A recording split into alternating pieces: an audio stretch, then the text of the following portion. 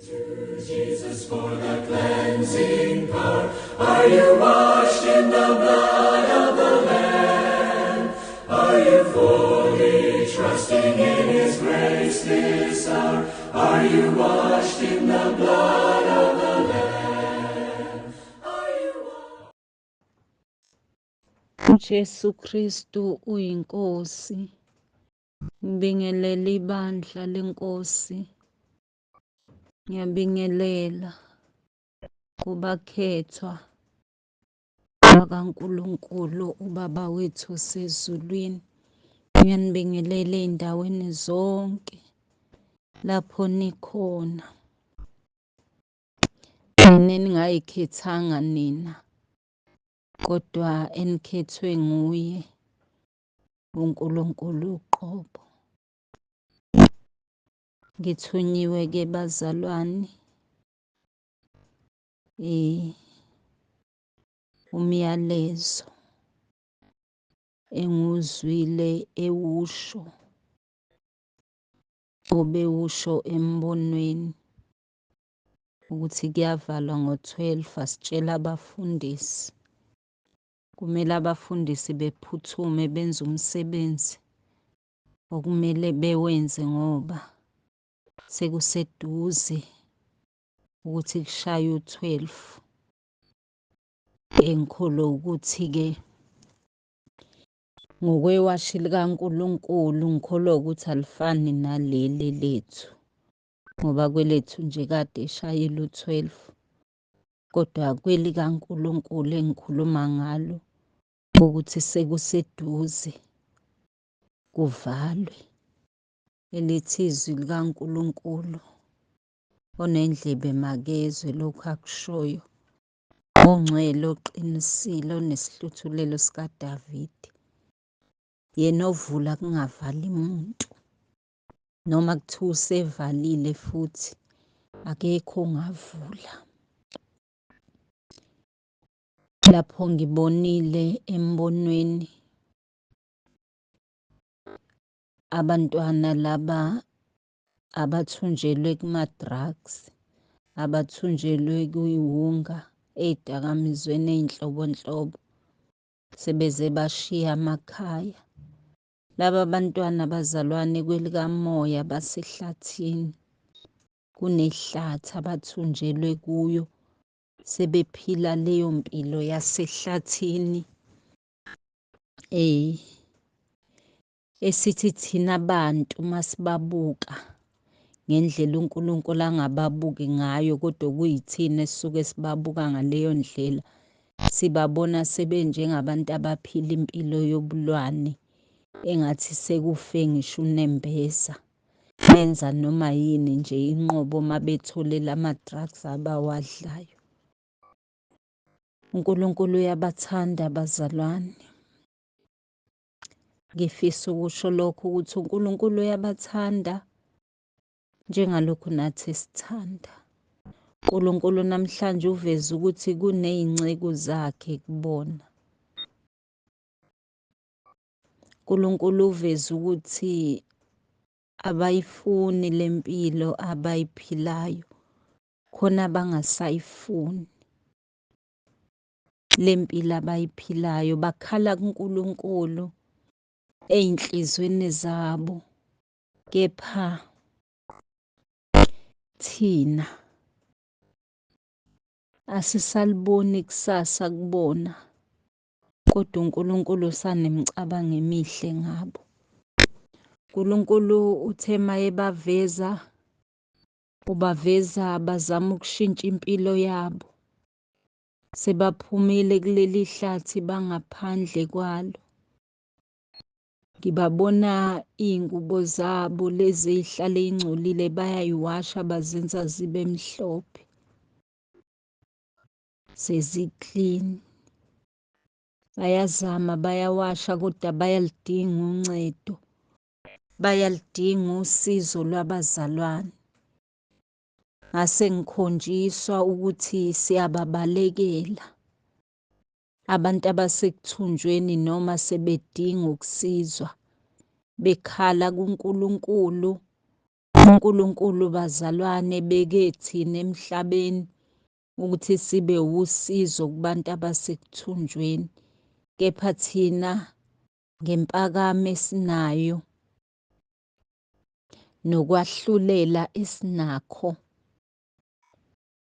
sigcina sibabalekela. Ngibonile abazalwane behamba, impela ibinakho ukukhanya indlela abazalwane bebehamba kuyo, futhi kucaca ukuthi abazalwane bamahlelo ahlukahlukene abaqhamuka emabandleni ahlukahlukene noma kubaholi abahlukahlukene, bekungesilo ibandla elilodwa.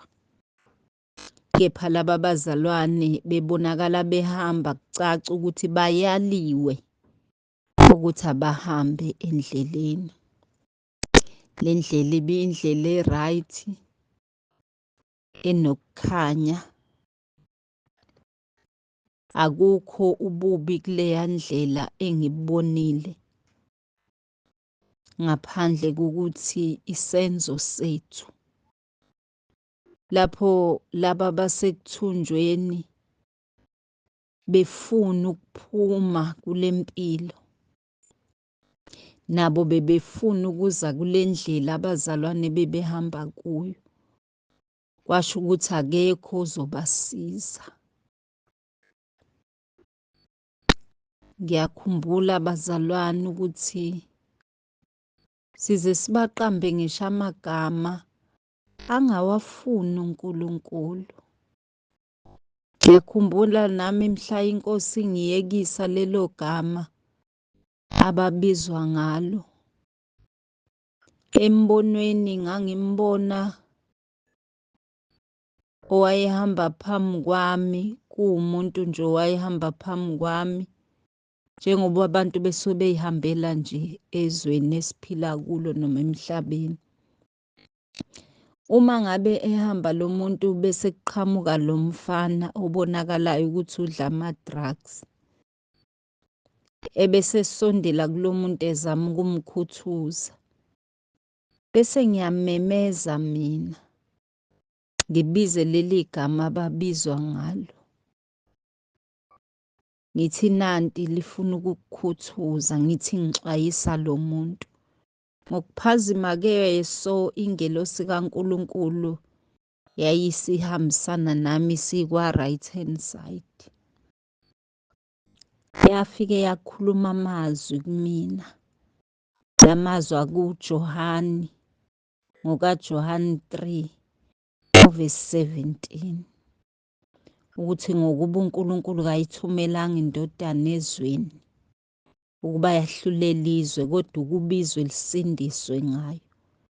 Yakhuluma lawo mazwi, lahlaba lahlukanisa izwi likaNkulunkulu eyalikhuluma kimi.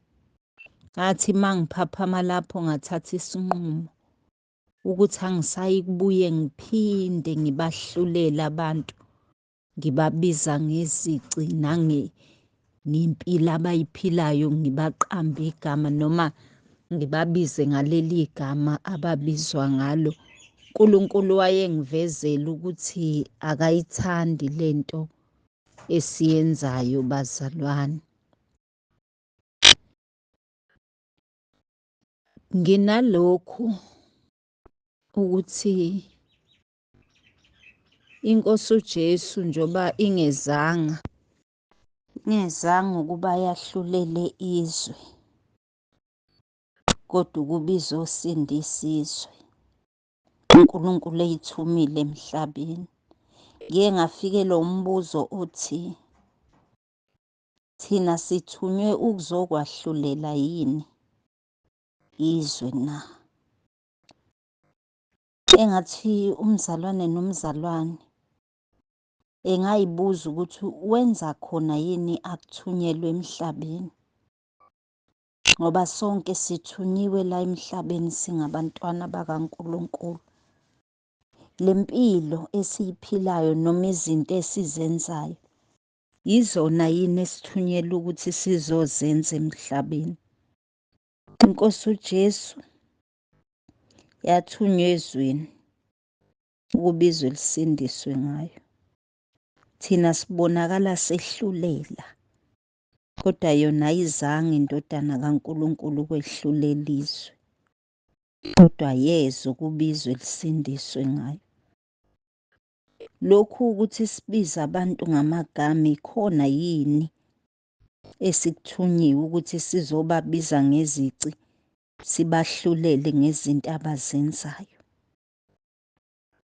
Ngoba ngolunye usuku uNkulunkulu mhla ekhuluma ngizwa ngevoyisi eyayikhuluma ithi,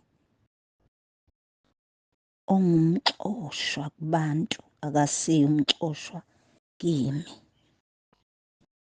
Inkosi yayikhuluma lencwadi yesibili kaSamuel chapter 14 verse 14 ukuthi uNkulunkulu uqamba amasu ukuba oxoshiwe angabi umxoshwa kuyena.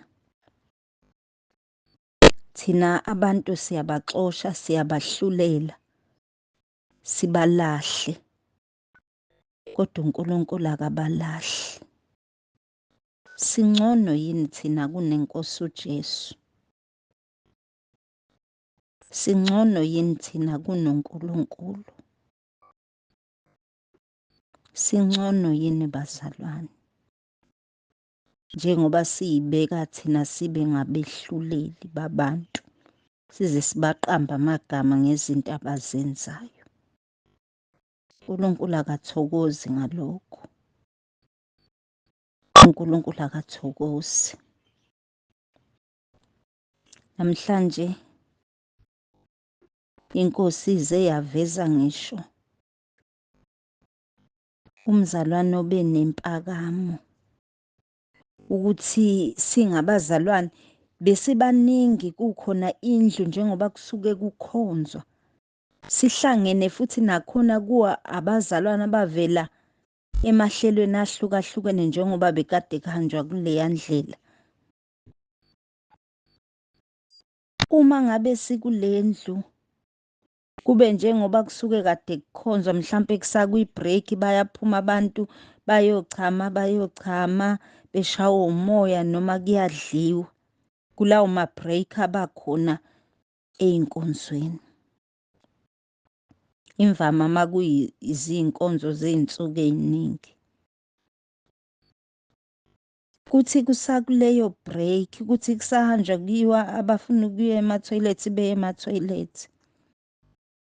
Ebese iNkosi ingikhombisa sebekhona nalapho laba bantwana endlini yokukhonzela, ukuthi noma ngabe kuthiwa iNkosi ngabadonsa, kodwa thina sifike asisabathathiso kwabantu. Sifike thina sibe nempakamo siyibone singcono kunabo. Njoba nje kuthiwa asitshele abefundisi ukuthi kuyavalwa ngo-12 kuzovalwa. Abafundisi mase besuka beyoshumayela-ke beyilanda izimvu zikaNkulunkulu ekuthunjweni lapho ithunjelwe khona.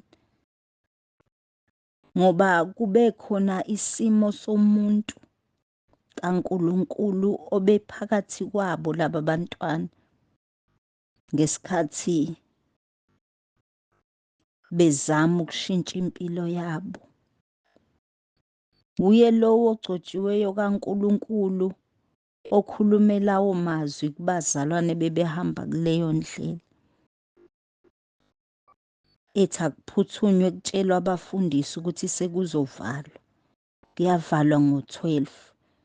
Ukuthi abafundisi abaphuthume beyoshumayela kubathunjwa, beyolanda abathunjwa.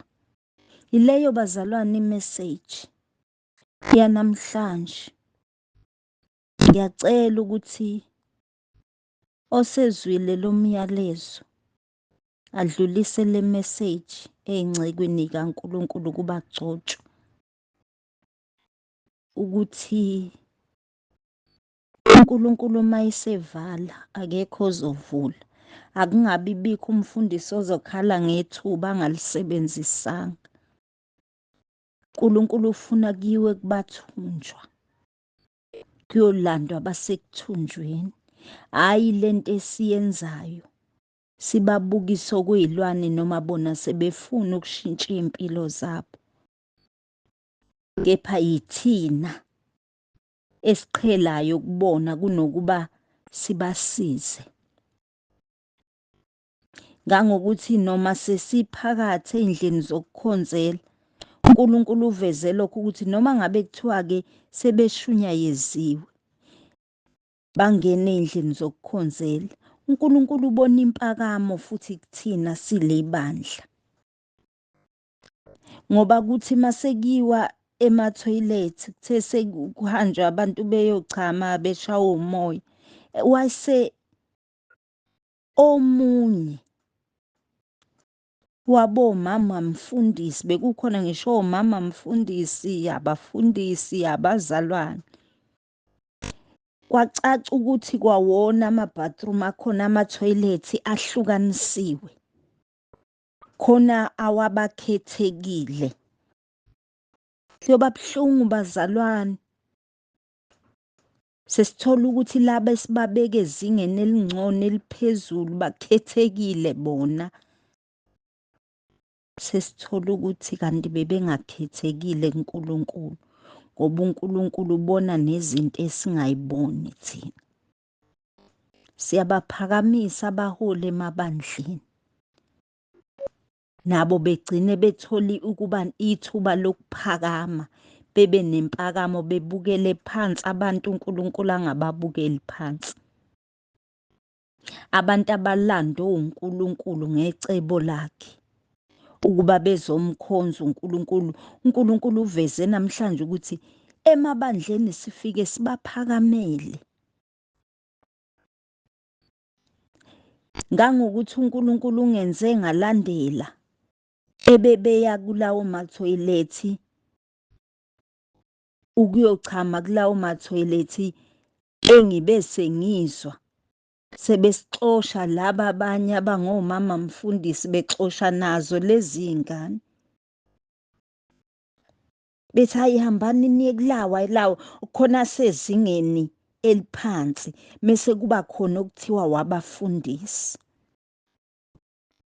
Bazalwane, engathi singayibamba le mfihlakalo yokuthi uNkulunkulu usebenza ngabantu abaphansi, abadelelekile, abathobekile. Akasebenzi uNkulunkulu ngalaba bantu esithanda thina ukubabeka phezulu, laba bantu kwabona abayibeke lapha ezingeni eliphezulu, ngoba kube sengathi amehlo amaphinde ayavuleka njengalokhu iNkosi isuke isifuna ukungikhombisa izinto zokomoya noma impilo yomuntu yakwamoya. Ngabona imizimba yabo isinciphile, imncane. Yini indaba? Bazenza bakhulu emabandleni, banempakamo, kunezinto ey'setshenziswa yibona okungafuneki kungene noma ubani kula mathoyilethi. Awabakhethekile okwabafundisi. iNkosi uJesu yayiphakeme yini bazalwane? Sihambe inyathelweni kabani thina uma sehlulela abantu, uma sibabeke emazingeni angafani? uNkulunkulu uma ekhanyisa ilanga lakhe uyakhetha yini ethi ngoba nina aninto yalutho emhlabeni nephansi ngokwezinga, athi uNkulunkulu hhayi ngeke nginikhanyisele, ngizokhanyisela laba aba-rich noma abafundile?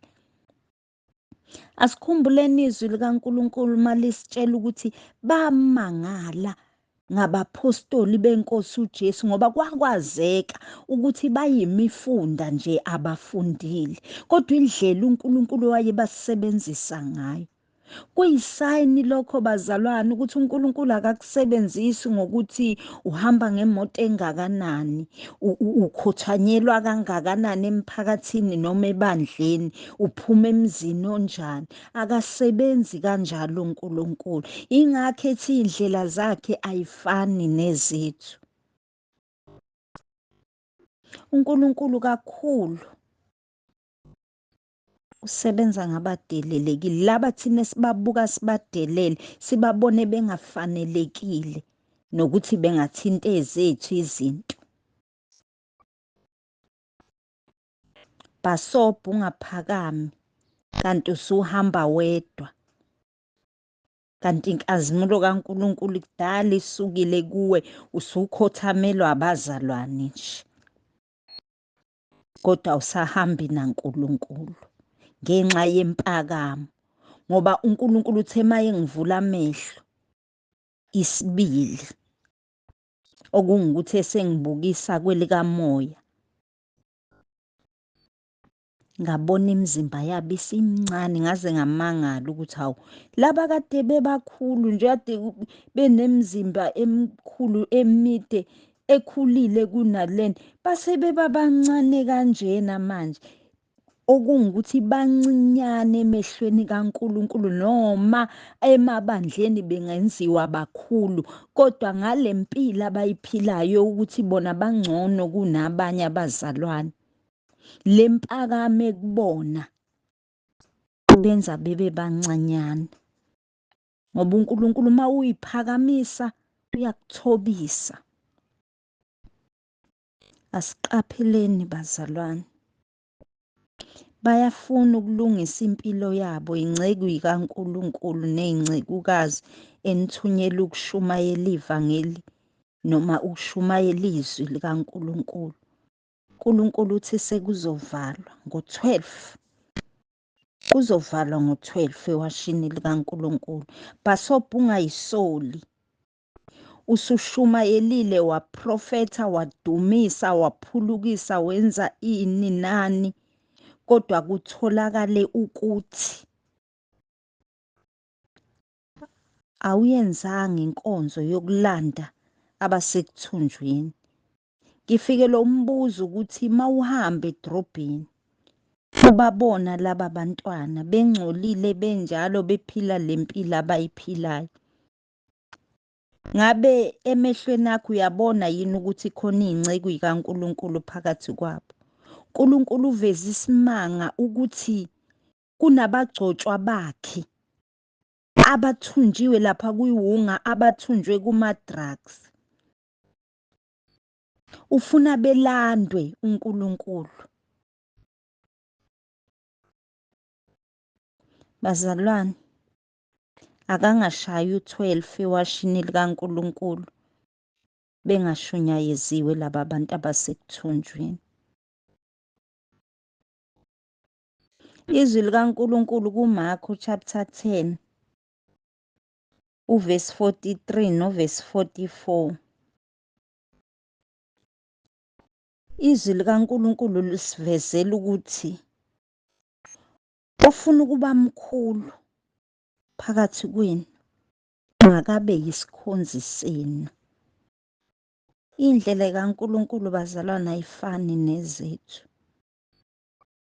Uvesi 44 nawo futhi uthi nalo ofuna ukuba wokuqala phakathi kwenu makabe inceku yabo bonke, hhayi ukuthi ekhethe ukuthi khona ongcono kunomunye emabandleni. Kodwa uNkulunkulu uveza ukuthi sinokukhetha abantu, sinokukhetha abazalwane, asibathandi ngendlela efanayo, siyibona singcono kunabo abazalwane esibaholayo. Sibayisaphi laba bazalwane uma thina sinaleyo nkohlakalo? Uma ngabe beholwa abantu uNkulunkulu ajabhayo angathokozile ngabo, sibahola ndlelani?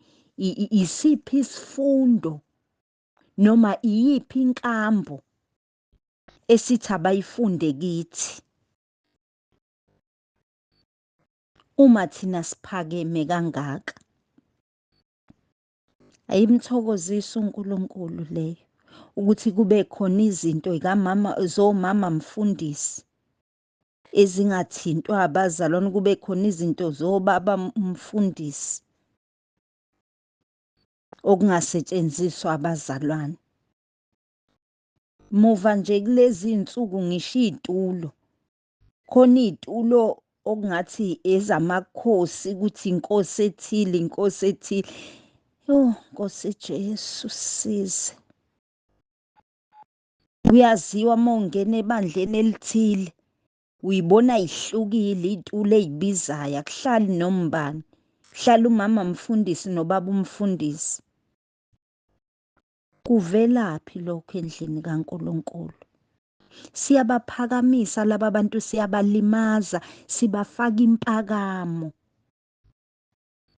nabo bese beyayemukela leyo mpakamo, bephakame bebe abancinyane emehlweni kaNkulunkulu, ngoba baphambana nentando kaNkulunkulu. uNkulunkulu ufuna ukuthi bebe yizikhonzi zabazalwane, kodwa sekukhonzwa bona abaholi emabandleni. Ngiyacela ukuthi iy'ngceku zikaNkulunkulu zibambe lo myalezo, bonke abashumayeli bezwi likaNkulunkulu, iy'ngceku ney'ngcekukazi abashumayela izwi likaNkulunkulu, abaphuthume beyoshumayela kubathunjwa.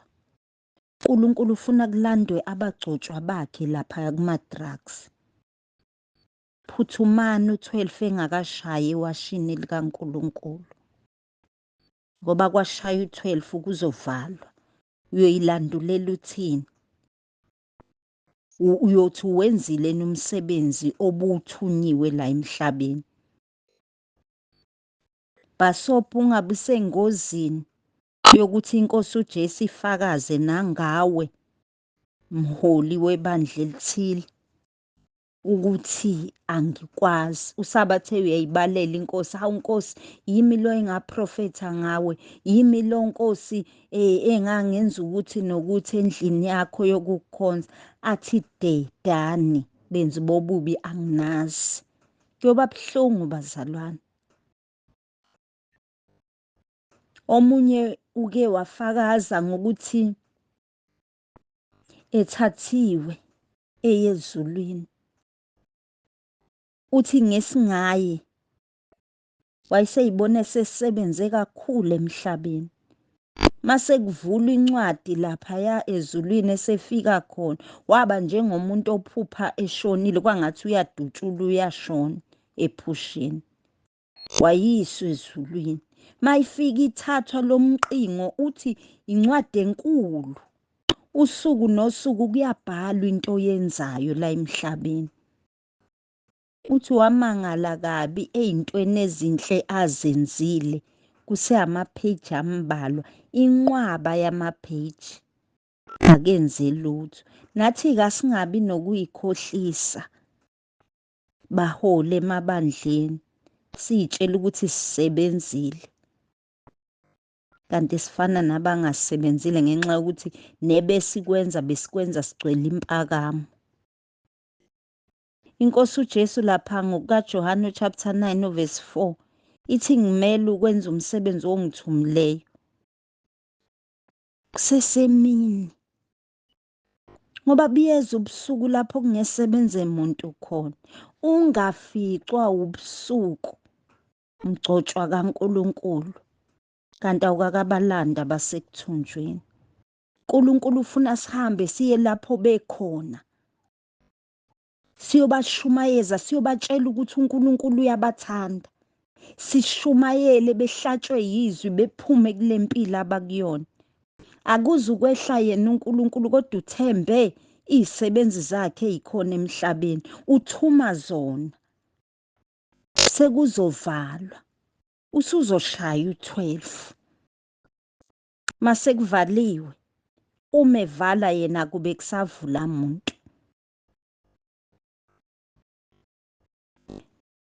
Angeke bazalwane bekwazi ukuthi bephenduke noma bekholwe bengezwanga ngezwi likaNkulunkulu. Kudingeka abantu, kudingeka abashumayeli, kudingeka abafundisi abazohamba beyobatshela ngezwi likaNkulunkulu bezwe bese beyakholwa, njengokusho kombhalo encwadini yamaRoma kwabaseRoma chapter 10 verse 14. Malithi bayokhuleka kanjani kuyena abangakholwanga nguye na? Bayokholwa kanjani bengezwanga ngaye na? Futhi bayokuzwa kanjani bazalwane kungekho oshumayelayo na? Bangcwele, kunabagcotshwa bakaNkulunkulu abacwile ey'dakamizweni. uNkulunkulu uthi abalandwe, befundisi. Nawe ongesiye umfundisi ongumzalwane, thatha lo myalezo ngoba vele ngibone abazalwane behamba kuleyo ndlela. Wayeseyakhuluma ogcotshiweyo kaNkulunkulu, wathi phuthumani nitshela abafundisi ukuthi kuyavalwa ngo-12. Funeke bephuthume beyoshumayela kubathunjwa, belanda abagcotshwa bakaNkulunkulu kungaze kuvalwe. Uma uvalwa umnyango noma uma kuvalwa, uzozilandulela uthini? Uke waya yini wayoshumayela kubathunjwa? Waphuma nje ekhaya ukuthi uyoshumayeza laba abahlala emadrobheni asebadela amakhaya, uyobatshela ngothando lukaNkulunkulu ukuthi uyabathanda noma benje impilo yabo noma sengathi ayisamukeleki, kodwa bayamukeleka kuNkulunkulu. uNkulunkulu nemicabango emihle ngabo.